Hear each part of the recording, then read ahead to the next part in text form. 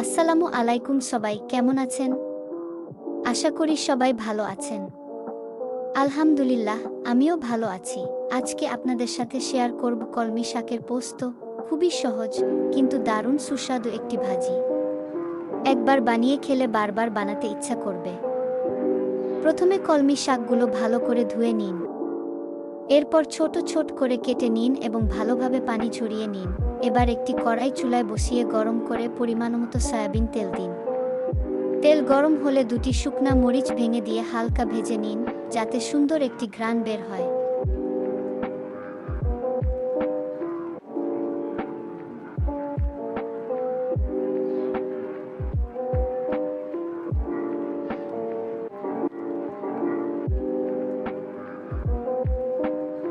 এরপর রসুন কুচি দিয়ে হালকা বাদামি রং হওয়া পর্যন্ত ভেজে নিন। তারপর আধা কাপ পেঁয়াজ কুচি দিয়ে ভালোভাবে নেড়ে ভাজুন। পেঁয়াজ হালকা বাদামি হয়ে এলে কাটা কলমি শাক এবং কাঁচা মরিচ দিয়ে দিন। এবার মাঝারি আঁচে নেড়েচেড়ে রান্না করুন, যতক্ষণ না শাক ভালোভাবে সেদ্ধ হয়ে যায় এবং অতিরিক্ত পানি শুকিয়ে আসে।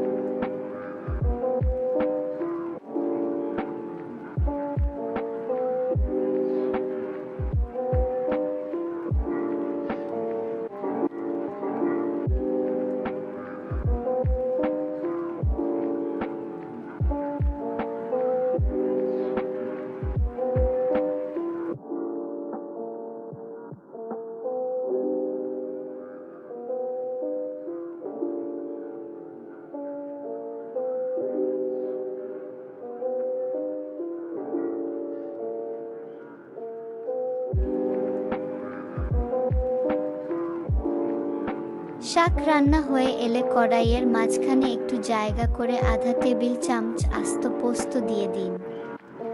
পোস্ত থেকে সুন্দর ঘ্রাণ বের হলে সবকিছু একসাথে ভালোভাবে মিশিয়ে আরও 2-3 মিনিট ভেজে নিন। ব্যাস, তৈরি হয়ে গেল অসাধারণ স্বাদের কলমি শাকের পোস্ত ভাজি। বিশ্বাস করুন, মাসে অন্তত একবার এই রেসিপি বানিয়ে খেলে এর স্বাদ সহজে ভুলতে পারবেন না। ভিডিওটি যদি ভালো লেগে থাকে তাহলে অবশ্যই একটি লাইক, কমেন্ট এবং সাবস্ক্রাইব করে পাশে থাকবেন। ভিডিওটি স্কিপ না করে শেষ পর্যন্ত দেখার জন্য সবাইকে অসংখ্য ধন্যবাদ। আসসালামু আলাইকুম, আল্লাহ হাফেজ।